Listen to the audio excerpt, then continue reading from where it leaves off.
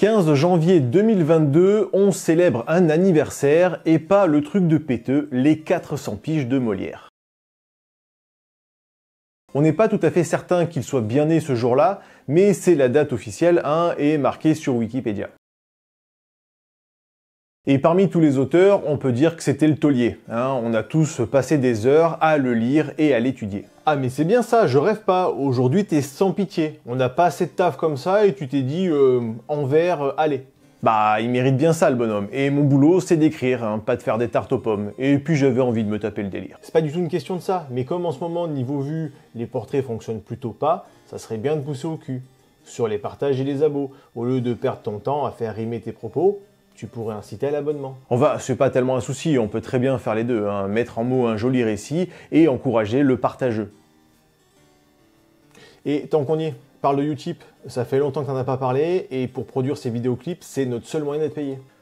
Ok, donc abonnement, like, partage, un petit don sur Utip si tu peux, que j'ai pas l'impression d'être en stage, pas bosser pour rien, c'est toujours mieux.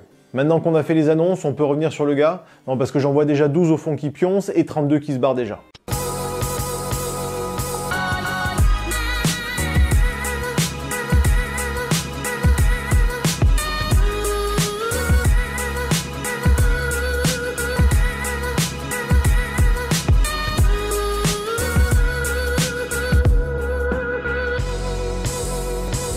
Jean-Baptiste Poquelin, alias Molière, est né il y a 400 ans dans une rue Patanas du 1er arrondissement, au 96 rue Saint-Honoré. La maison a été rebâtie, mais il y a une plaque dédiée pour si jamais vous visitez Paris.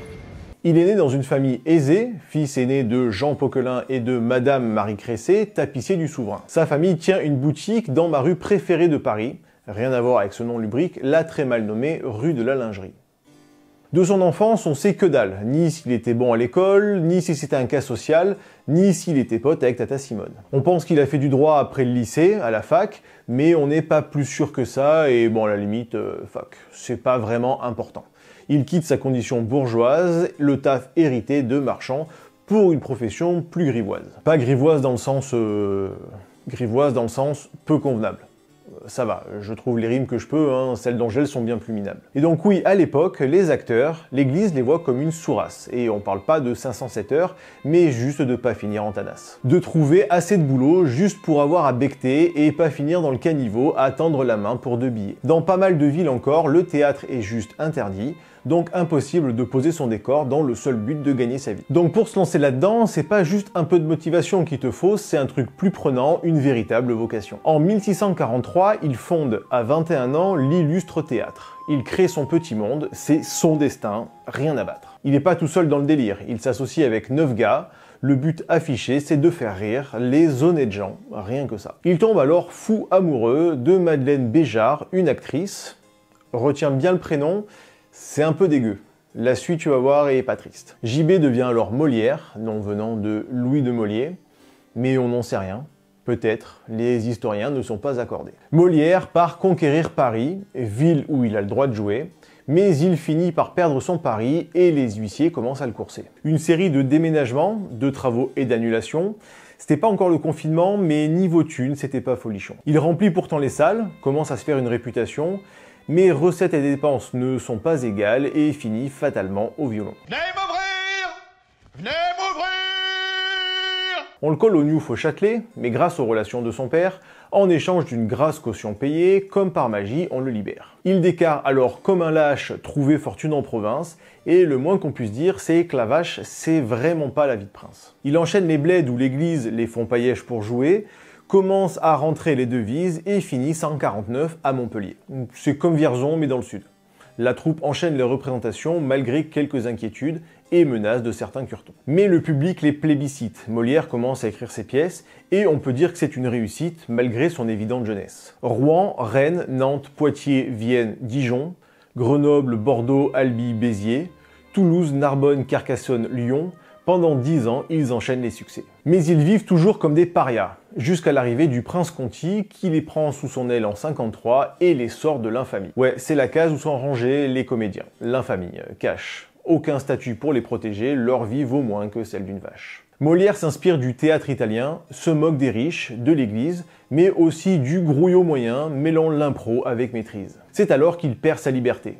Conti revient à la rigueur religieuse qui va donc les brider, Molière et sa troupe d'acteurs. Mais en 1658, fini les petits princes en mousse, le prince du roi lui-même surgit et arrive à leur rescousse. Fini la vie passée en road trip, la petite troupe remonte à la capitale, Molière et sa fine équipe obtiennent la protection royale. Si on lui connaît déjà quelques œuvres antérieures, des farces ou des pièces plus complètes, sa première comédie parisienne, Les Précieuses Ridicules, finit par imposer le gars comme un vrai taulier.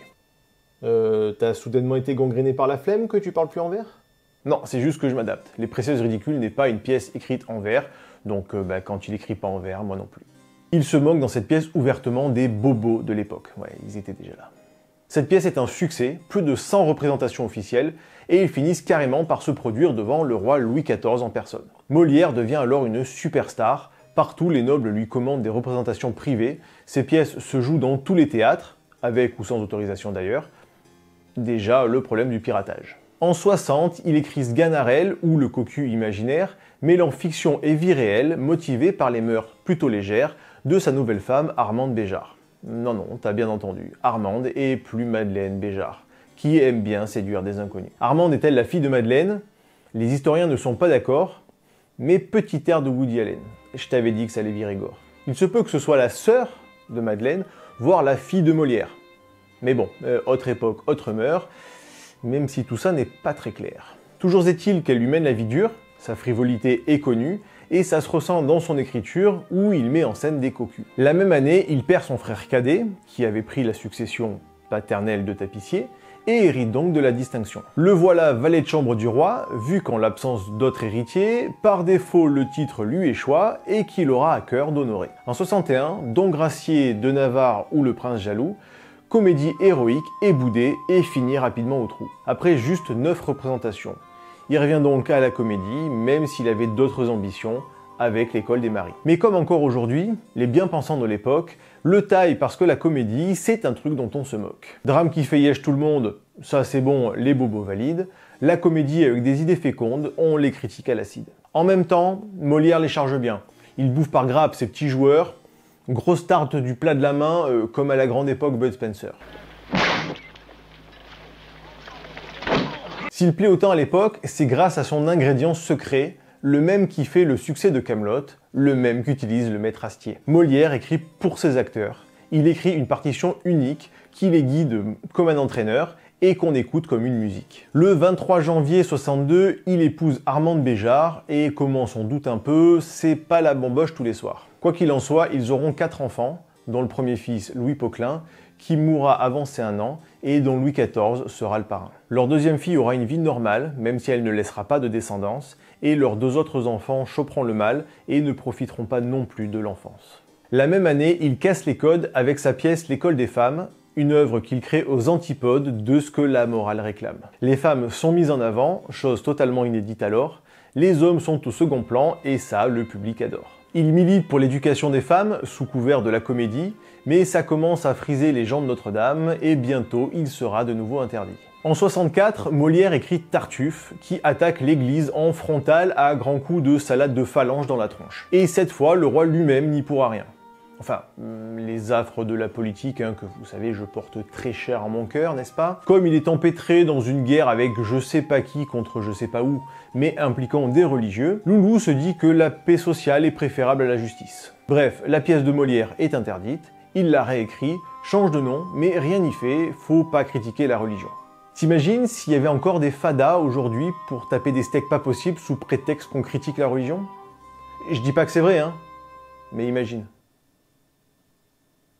Pourtant, le public est là et en redemande, mais la censure est trop forte. Il garde cependant les faveurs du roi, puisqu'il est l'un des principaux animateurs de l'inauguration des Jardins de Versailles en 1664, avec sa pièce La Princesse des Lides. En 66, Molière écrit, sa masterpiece ever pour moi, le misanthrope avec tout son mépris, moi j'adore, va savoir pourquoi. L'histoire d'un mec qui déteste tout le monde, l'hypocrisie et les magouilles, cette miarde dont la société abonde, Alceste comme moi, ça nous casse.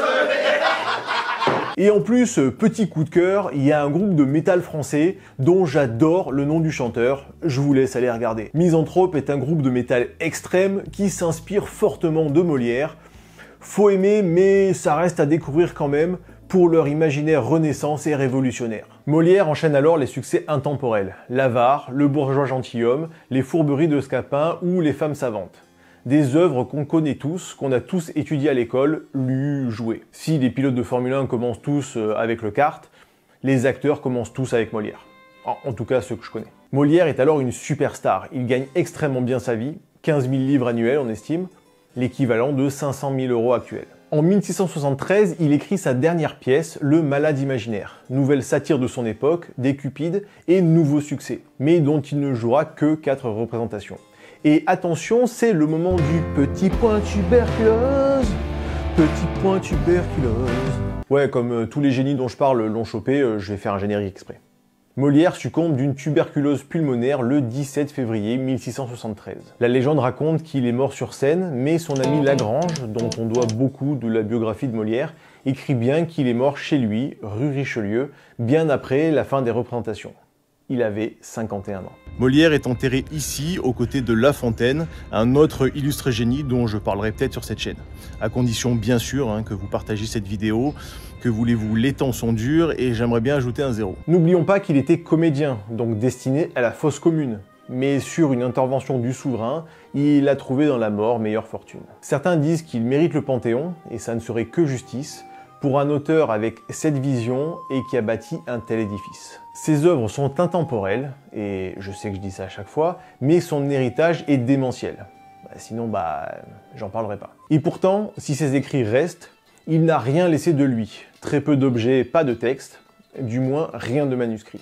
Mais Molière, c'est l'âme de la France, c'est l'héritage dont on est fier, et en fait, quand on y pense, on parle tous la langue de Molière. Prenez soin de vous et n'oubliez pas, le génie est partout.